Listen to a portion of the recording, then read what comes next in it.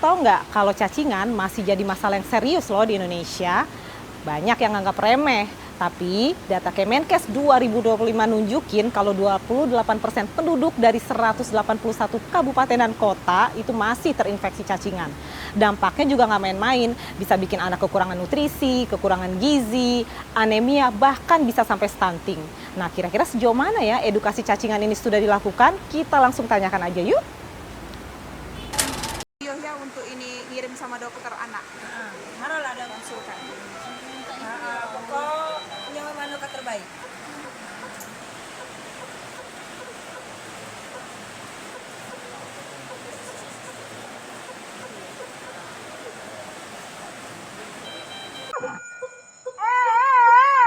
Iya, nggak apa-apa, nangis ya.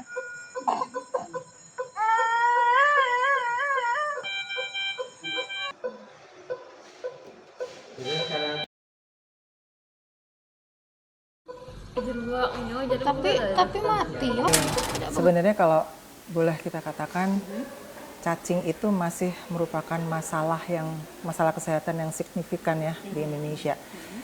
Tidak berhentinya kita dari Kementerian Kesehatan beserta kita seluruh jajarannya ke bawah, tentunya ada pemerintah daerah, ada dinas kesehatan, kemudian ada puskesmas, ada posyandu, bahkan sampai ke kader pun itu selalu memberikan edukasi, tidak berhenti ya. Jadi kita boleh pilah lah, edukasi itu ada dua gitu ya. Ada dua yang edukasi kepada si para tenaga kesehatannya bagaimana cara menyampaikannya dan juga bagaimana para tenaga kesehatan itu menyampaikan kepada masyarakat.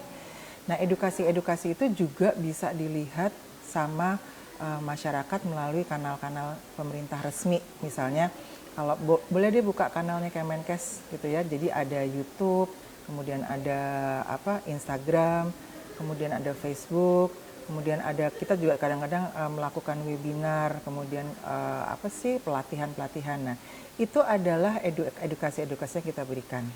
Terus juga ada komik, ya, ada. Terus kemudian masih juga beredar leaflet segala macam ya, itu masih. Jadi kita berusaha untuk membuat edukasi itu bisa diterima seluruh lapisan masyarakat dengan kanal-kanal yang sampai bahkan mungkin juga gini, dengan bantuan dinas kesehatan setempat atau daerah gitu, mereka bisa edukasi dengan budaya mereka. Kayak kalau di Jawa Tengah misalnya mereka main lewat wayangnya, atau mungkin mereka main kayak wayang kulit, mudah diterima, ketoprak dan segala macam. Tapi itu dimasukkan sedikit-sedikit edukasi tentang cacing kayak gitu ya. Nah, terus juga kita juga melakukan pelatihan-pelatihan buat tenaga kadernya itu tadi, kadernya tenaga kesehatan. Kita kenapa ngomong kader? Karena mereka adalah orang terdekat sama masyarakat. Karena kader sendiri itu sebenarnya kan bisa ibu kita sendiri, ya kan? Kader sekarang nggak ibu aja loh, bapak-bapak banyak lah, bapak-bapak banyak. Jadi kita melatih mereka, mengedukasi mereka, memberikan bahan-bahan itu untuk disampaikan. Dan mereka juga menyampaikannya mungkin tidak hanya di dalam posyandu atau mungkin kalau tenaga kesehatannya di puskesmas, tapi bisa juga melalui pengajian. Bahkan lewat pengajian bisa edukasi Bisa, cacingan. terus sisi tokoh masyarakatnya juga bisa cerita tentang itu, gitu kan? Jadi lebih efektif ya. Jadi kan mereka ngobrolnya lebih enak gitu, namanya juga lebih Bahasa deket. sehari-hari. Iya, kalau misalnya di Jawa bahasa Jawa, kemudian kalau di daerah mana bahasa daerahnya. TikTok-kannya tuh lebih enak gitu. Jadi mungkin sejauh ini kita memang berusaha untuk memberikan informasi-informasi dengan berbagai kanal, dengan berbagai kesempatan, dengan seluruh tenaga yang ada, tenaga kesehatan, bahkan sampai ke kader yang paling dekat dengan masyarakat setempat.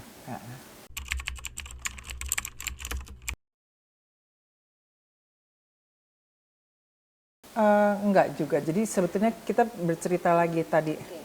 Urutannya adalah semua tidak hanya kecacingan, kita mengedukasi, mempromosikan seluruh program-program penyakit.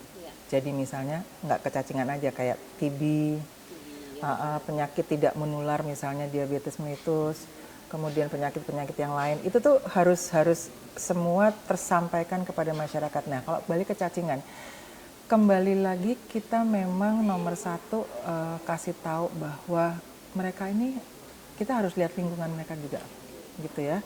Lingkungan mereka, sanitasinya, terus ketersediaan jamban yang layak, terus bagaimana perilaku mereka, apakah salah satu contohnya yang paling dekat, apakah mereka masih BAB sembarangan ya, atau membuang BAB-nya sembarangan, ya kan?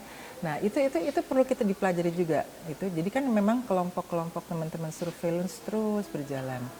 Nah yang penting memang sebetulnya merubah perilaku dan memberikan pengetahuan edukasi. Perilaku itu adalah perilaku hidup dan bersih, hidup bersih dan sehat. Nah contohnya apa?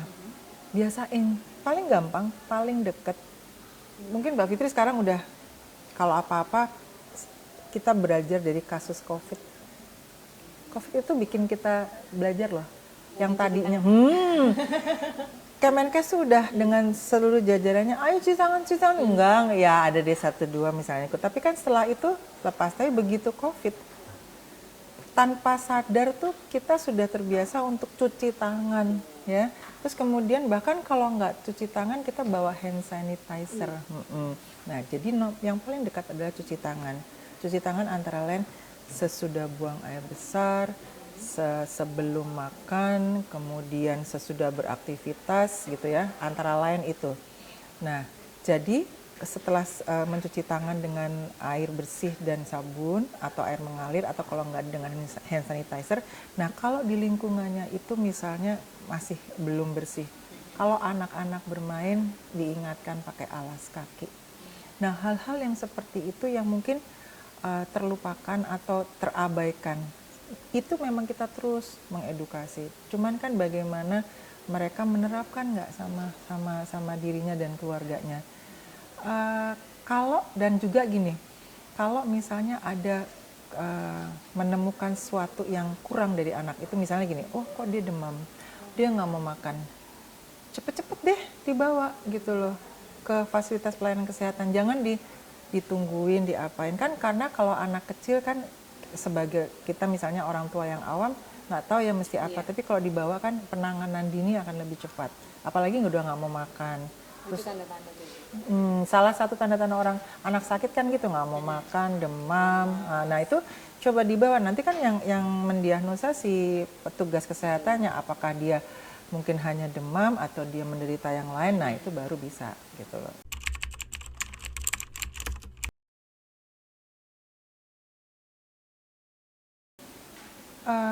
Obat cacing itu bukan vaksin loh. Gitu. Ini yang sering salah pahami. Obat cacing bukan vaksin, jadi dia hanya pencegahan gitu kan. Jadi ada program POMP, pemberian obat pencegahan masalah kecacingan. Nah ini sebetulnya sudah berlaku, sudah lama berlakunya ya. Nah ini berlaku 1 tahun itu 2 kali pemberian. Biasanya suka diikutin sama kasih pemberian vitamin A di Februari sama Agustus. Karena jedanya harus 6 bulan ya, minum yang pertama dengan minum yang kedua. Dan ini pemberiannya gratis untuk anak usia 1 sampai 12 tahun. Nah ini yang tadi Mbak kita tanyakan, gimana sih kalau sama anak-anak? Nah ini pemberian ini sudah dilakukan. Jadi kalau untuk anak di bawah 2 tahun dia akan minum setengah tablet.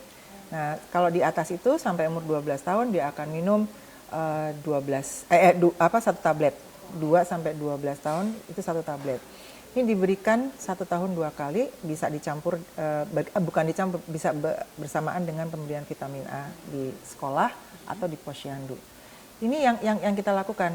Nah, kalau tadi katakan kenapa sih cacingan masih ada? Iya, mungkin gini, makanya kita akan menghimbau bahwa kalau bisa pada saat pemberian obat cacing itu minumnya di depan petugasnya. Untuk memastikan, berarti masih banyak kurang kesadaran. Jadi kayak misalnya bergizi yang di sekolah-sekolah, tabletnya minumnya di depannya. Kan kalau dibawa pulang nanti takutnya nggak diminum. Nah, ini kalau bisa imbauannya adalah pada saat pemberian itu dilakukan di depan petugas, supaya benar-benar itu terminum. Nah.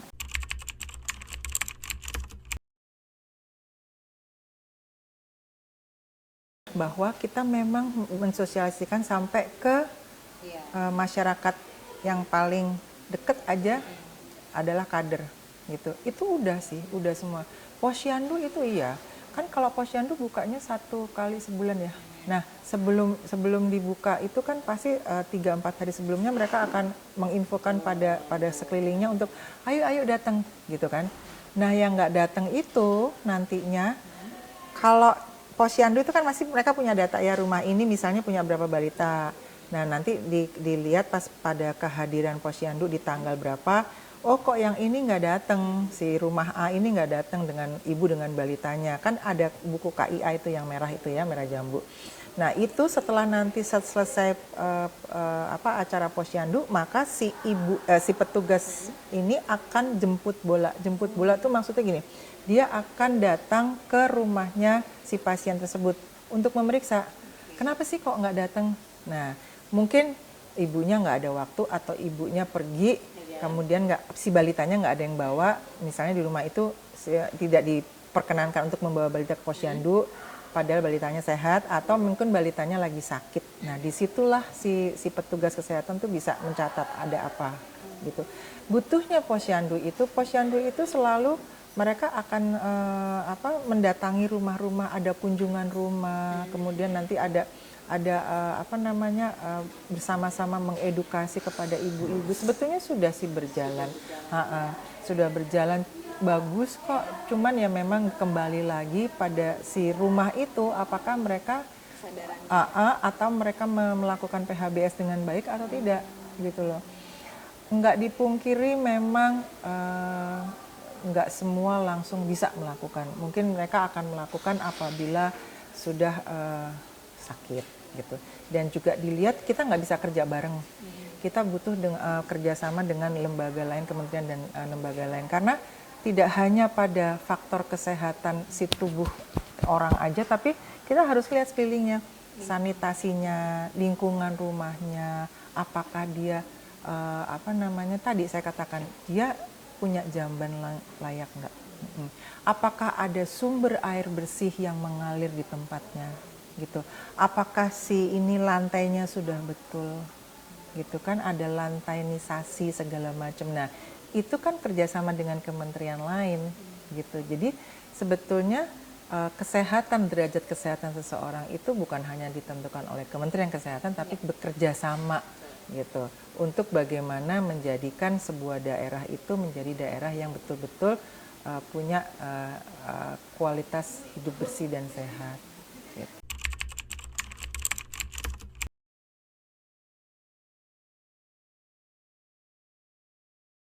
Berjalan sih, makanya akhirnya sekarang ditentukan bahwa kalau minum obat di depan petugasnya. Oh, itu udah dilakukan, Bu?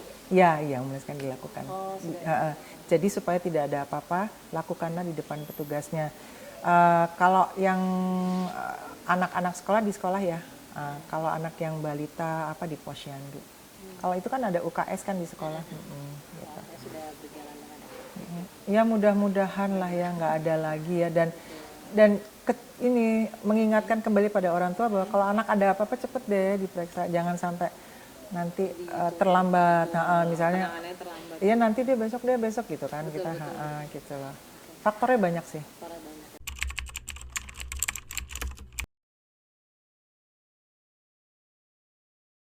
Pertama sebenarnya yang paling deket tadi kader posyandu. Iya kan, kader posyandu. Iya betul, kader posyandu itu kan kita bisa tanya. Dia pasti udah dapat edukasi, udah dapat pelatihan, udah dapat info-info dari perawat dan yang ada di puskesmas. Kemudian bisa juga kalau dia deket selain kader dia bisa ke puskesmas. Tapi kan sebenarnya kita nggak mungkiri semua orang pasti punya gadget kan. Nah, tapi juga jangan tinggal pencet aja. Nanti tinggal pencet taunya ininya hoax. Taunya hoax kan. Nah, sekarang harus dari sumber terpercaya ya. Jadi bisa kok dibuka kemkes.go.id. Nah, itu kan ada tuh. Kita punya website, kita punya Facebook, kita punya TikTok, kita punya Instagram, bukalah itu.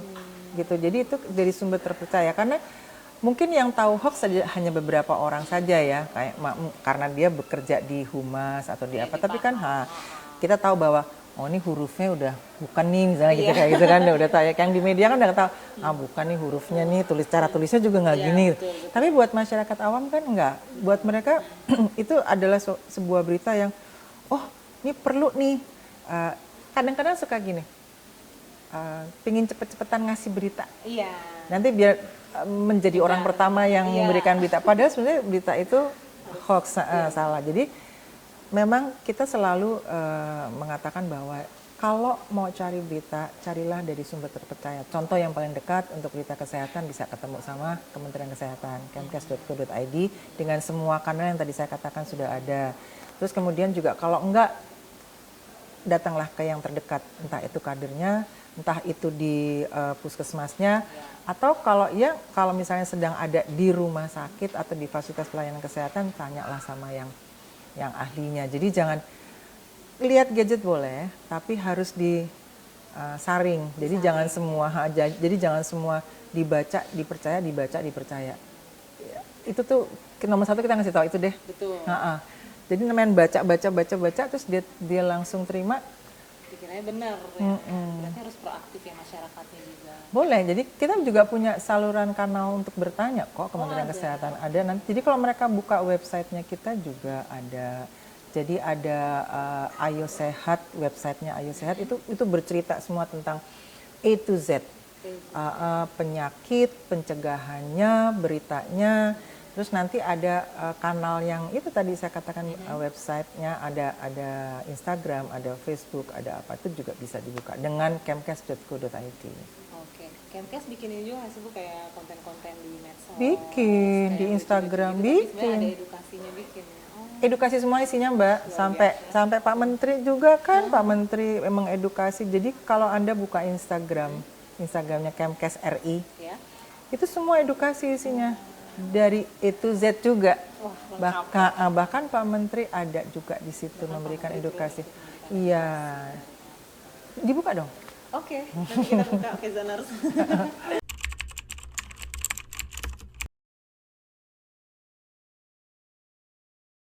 Moms di rumah. Tadi saya sudah katakan kita harus perilaku hidup bersih dan sehat, ya. Perilaku hidup bersih dan sehat. Nah, untuk yang hal sederhana aja di rumah, jangan lupa cuci tangan, ya, cuci tangan. Misalnya mau makan, sebelum makan tuh cuci tangan. Kemudian habis dari kamar mandi, habis apa saja, misalnya BAB atau apa, itu cuci tangan. Habis beraktivitas, cuci tangan, ya. Cuci tangan itu banyak sekali manfaatnya tanpa kita sadari. Terus yang kedua, kita atur pola makan, ya, kita atur pola makan, atur polanya si anak itu untuk makan sehat. Kemudian juga dari kita sendiri, dari orang tua harus memberikan contoh bagaimana hidup sehat. Nah, ini sekalian langsung panjang aja. Jadi selain itu juga kita harus aktivitas fisik, tetap menjaga kebugaran. Kalau kitanya bugar, maka pikiran kita akan bugar, gitu ya. Terus kemudian juga kalau misalnya anak-anak itu main di luar, jangan lupa pakai alas kaki, gitu ya. Itu penting, jangan lupa pakai alas kaki. Kemudian perhatikan juga apakah sekitarnya sudah bersih. Kalau belum, ayo gotong royong kita bersihin sekitar rumah. Bisa misalnya gotong royong dengan keluarga itu aja, atau yuk ngajak RT RW bersihin kompleks itu misalnya, untuk kayak gitu. Terus kemudian ada sanitasi yang tidak baik atau jamban yang kurang baik, yuk gotong royong juga. Nah, jadi hal-hal itu yang harus diterapkan dari rumah sendiri, bisa diberikan kepada rumah-rumah lain. Intinya adalah perilaku hidup bersih dan sehat. Itu perlu itu. Mungkin satu lagi untuk mengingatkan juga nih buat moms di rumah.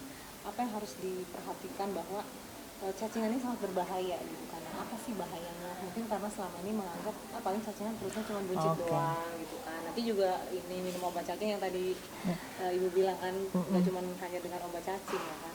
Cacingan itu bikin penurunan gizi ya. Jadi gizi anaknya akan pasti nggak bagus dong, ya kan. Terus dengan gizi yang tidak baik, maka akan mempengaruhi kepandaian, kecerdasan, ya dong. Kan anak itu nggak mau makan, cacingan, lemah dan segala macam, ya udah pasti nggak ada yang masuk kan. Padahal kita harus butuh kalori, protein dan segala macam untuk ke sini. Kalau nggak ada ya anak itu akan istilahnya bisa ke stunting, kemudian bisa dengan itu tidak cerdas dengan tidak cerdas tidak akan mendapat nilai bagus. Nah itu arahnya ke situ. Nah supaya menjaga si anak itu tidak ke situ kita PHBS gitu.